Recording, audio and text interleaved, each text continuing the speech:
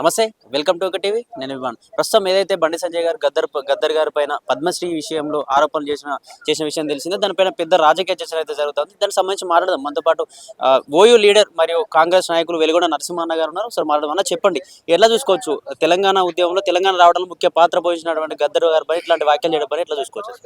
ఇవాళ ఏంటంటే భారత స్వాతంత్ర పోరాటం నుంచి తెలంగాణ సాయుధ పోరాటం నుంచి మొన్నటి తెలంగాణ ఉద్యమం వరకు కూడా ఎలాంటి పాత్ర వహించని ఆర్ఎస్ఎస్ నుంచి మొదలు బీజేపీ వరకు వాళ్ళు లేని ఉద్యమాన్ని వాళ్ళు ఓన్ చేసుకునే ప్రయత్నంలో భాగంగా మిగతా వాళ్ళ మీద ఆరోపణలు చేయడం పెట్టుకుంటారు.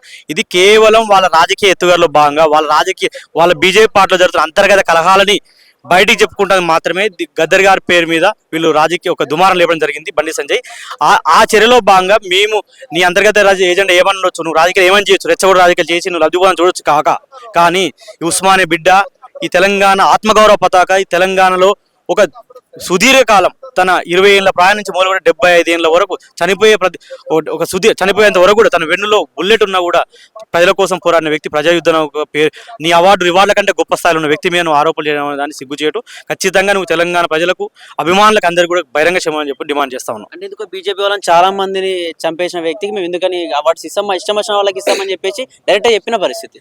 మేమేమంటా ఉన్నాం, నీకు ఆర్ఎస్ఎస్ గురించో నీకు నీ బీజేపీ గురించో తెలిస్తే ఇవాళ నీ నిర్మలా సీతారామన్ రాజకీయ నేపథ్యం ఏంది మొదట్లో, ఇప్పుడు నీ అధ్యక్ష రేసులో ఉన్న ఈటల రాజేందర్ ముదిరాజు గారి నేపథ్యం ఏంది, ఇలా కానీ ఎమ్మెల్యే టికెట్ ఎందుకు ఇచ్చారు, ఎంపీ టికెట్ ఎందుకు ఇచ్చారు అనేది ఒకసారి నువ్వు గుర్తు చేసుకో. బీజేపీ అభిమానులు, ఆర్ఎస్ఎస్ అభిమానులు కూడా మీరు ఈ విషయాన్ని గుర్తు చేసుకోండి. మీకు నిజంగా కమ్యూనిస్టులకు మీకు మీ బీజేపీలో స్థానం లేదంటే ఇలా ఈటల రాజేందర్ అనే వ్యక్తిని రాజీనామా చేయమని కోరండి. మీ పార్టీలో ఎంతో మంది కమ్యూనిస్ట్ నాయకులు ఉన్నారు. నిర్మలా సీతారామన్ గారి నేపథ్యం కూడా ఎస్ఎఫ్ఐ నేపథ్యం అని చెప్తా ఉంటారు. అలాంటి వాళ్ళకి రాజీనామా కోరండి. కానీ మీ రాజకీయ ఉనికి కోసం లెజెండరీ పర్సన్ తమ జీవితాలను త్యాగం చేసినటువంటి వారి మీద మీ ఇలాంటి ఆరోపణలు చేయడం సిగ్గుచేటుగా మేము భావిస్తాం. తెలంగాణ నుండి ఎంతో చైతన్యవంత పోరాటాలకు నిలమైన తెలంగాణ నుంచి ఒక కేంద్ర సహాయ మంత్రి హోదాలో ఉండి ఇటువంటి మాట్లాడడం వల్ల దేశం ముందు మా పరువు పోయిందని మేము భావిస్తా ఉన్నాం. అంటే కేంద్ర మంత్రి పదవిలో ఉన్నా నేను ఇట్లాంటి వ్యాఖ్యలు చేయడం పట్ల ఇంకేదైనా ఆశిస్తున్నాడని అనుకోవచ్చు దీని పట్ల? ఈ రోజు కేంద్ర మంత్రి కాదు, ఎంపీకి అర్హత లేని బండి సంజయ్ ఎలా ఎంపీ అయ్యాడు, కేంద్ర సహాయ మంత్రి అయ్యాడు. ఆయన ఎలా అయ్యాడు? ప్రజల్ని విచ్ఛిన్నం చేయడం, మత కలహాలు లేపడం, ప్రజల మధ్య వైషమ్యాలు సృష్టించి మాత్రమే ఇలా ఆ స్టేజ్కి ఎదిగాడు.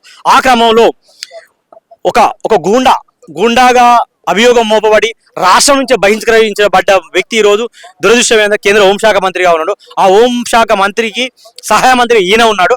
ఆయన మెప్పు పొందడం కోసం చెప్పులు మోసి అమిత్ షా చెప్పులు మోసి అలా సహాయ మంత్రి అయ్యాడు. దాన్ని మించి ఇంకేమైనా ఆశించి వాళ్ళ మెప్పు పొందడం కోసం ఆర్ఎస్ఎస్ లేకపోతే మోడీ షా యొక్క మెప్పు పొందడంలో భాగంగా చేశాం. కానీ తెలంగాణ సమాజం ఎవ్వరు కూడా నీ మనసు కూడా మేము ఒప్పుకోదేమో గద్దర్ గారి మీద ఆరోపణలు చేయడానికి మేము భావిస్తా ఉన్నాం. అలాగే ఇందిరమ్మ, ఈ కాంగ్రెస్ పార్టీ విషయానికి వస్తే ఇందిరమ్మ ఇళ్ల విషయంలో కూడా ఆ పేరు పెట్టడానికి మేము ఒప్పుకోము, కేంద్రానికి సంబంధించిన నిధులు కూడా అందులో ఉన్నాయని చెప్పేసి చెప్తా ఉన్నాడు. ఇస్తే మేము నిధులు ఇవ్వమని చెప్తా ఉన్నాం. మేము ఒక్కటే చెప్తా ఉన్నాం, బీజేపీ కేంద్ర ప్రభుత్వానికి మరియు బండి సంజయ్ లాంటి అజ్ఞాని కూడా చెప్తా ఉన్నాం, ఈ దేశము ఇది భారత సమాఖ్య దేశము. ఈ సమాఖ్య దేశంలో రాష్ట్రాల నుండి పన్నులు పోతే ఆ పన్నుల రూపంలో వచ్చిన దాన్ని మళ్ళీ కేంద్రము రాష్ట్రాలకు నిధుల ద్వారా కేటాయిస్తూ ఉంటుంది. ఇప్పటికీ ఈ రాష్ట్రాలు ఇచ్చిన పన్నులనే మళ్ళీ వాళ్ళు ఇవ్వలేకపోతున్నారు. దాంట్లో ఎంతో కర్ణాటక, తమిళనాడు రాష్ట్రాల నుంచి ఇప్పటికే గొడవలు జరుగుతూ ఉన్నాయి.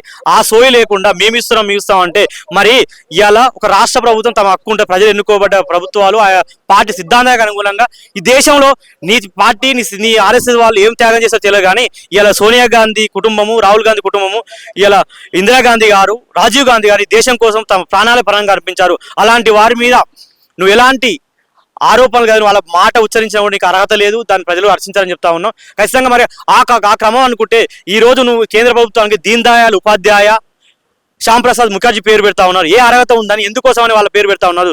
గుర్తు పెడతాం, దేశ ప్రజలారా, తెలంగాణ ప్రజలారా, ఇవన్నీ ఏ ప్రభుత్వాలు ఇచ్చే కాదు, కేంద్రంలో ఉన్న రాష్ట్రంలో ఉన్న ప్రభుత్వాలు కాదు, ఈ రాష్ట్ర ప్రభుత్వాలు మన భారత రాజ్యాంగం కల్పించిన హక్కుల ద్వారా మనకు మాత్రమే ఈ ఫండ్ కానీ నిధులు కానీ ఇస్తున్నాం. కాబట్టి ఖచ్చితంగా ఇవన్నిటిని డైవర్ట్ చేయడం కోసం మాత్రమే తను ఎప్పుడు చర్చలో ఉండాలి.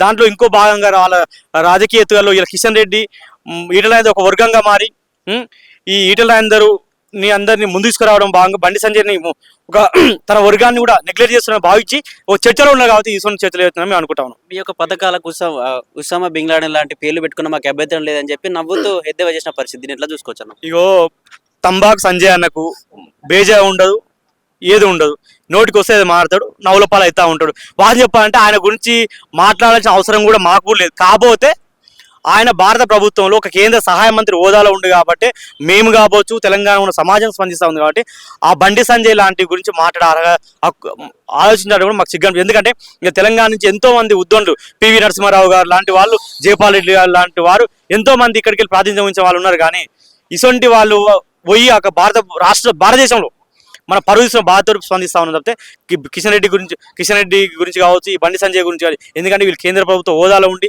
ఒక కేంద్ర మంత్రి పదవులలో ఉండి మోడీకి లేకపోతే అమిత్ షా దగ్గర ఉండి కూడా ఇంతవరకు కూడా మనకు ఎలాంటి హామీ తీసుకొచ్చి ఏమీ నిధులు తీసుకొచ్చి లేదు. కాకపోతే వీళ్ళు రెచ్చగొట్టి తెలుగు నేల మీద తెలంగాణలో బీజేపీని రూల్ చేయాలనుకుంటారు. కానీ అది ఎన్నటికి సాగబోదని మేము గుర్తు చేస్తాం. అంటే వాళ్ళు చెప్తున్నా ఏంటంటే ఈ భావజలంతో ఉన్న వ్యక్తులకి ఎవరికి పద్మశ్రీ ఇవ్వబోమని అని చెప్పి డైరెక్ట్ చెప్పేసి, అంటే ఎట్లాంటి భావజలం ఉంటే పద్మశ్రీ ఇచ్చే అవకాశం? ఇగో గతంలో ఏం చేశారంటే ప్రజల సేవ చేసిన వల్ల అర్హులకు మాత్రమే గత ప్రభుత్వాలు పద్మశ్రీ కావచ్చు, పద్మభూషణ్, పద్మ విభూషణ్, భారతరత్న లాంటి ఇచ్చేది. కానీ బీజేపీ వచ్చిన తర్వాత అన్ని అని చెప్పలేము, కొన్ని ఉద్యమకారులకు మంచి వాళ్ళకు మన గతంలో తెలంగాణలో చాలా మందికి ఇచ్చారు, ఓకే. కానీ ఈయన భావజాల వ్యాప్తంగా ఇస్తున్నాం అనేది మాత్రం వాళ్ళ ప్రభుత్వంలో జరిగాయి.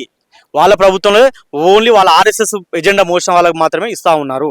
తెలంగాణ నుంచి ఎవరు కూడా, ఏ ఉద్యమకారుడు ఎవరు కూడా ఆర్ఎస్ఎస్ మతోన్మాద విధానాలకు ఎప్పుడు అగ్రేవైన వాళ్ళు ఎవరు లేరు ఇక్కడ. దాన్ని బూచే చూపించి మాత్రం అంటావు నువ్వు భారత ప్రభుత్వం ఇస్తా ఉన్నది, నీకేం హక్కు ఉంది అంటే అందుకు నువ్వు ఏ ఓదలో ఉండంటా ఉన్నావు ఇలా ఇవ్వమని చెప్పి.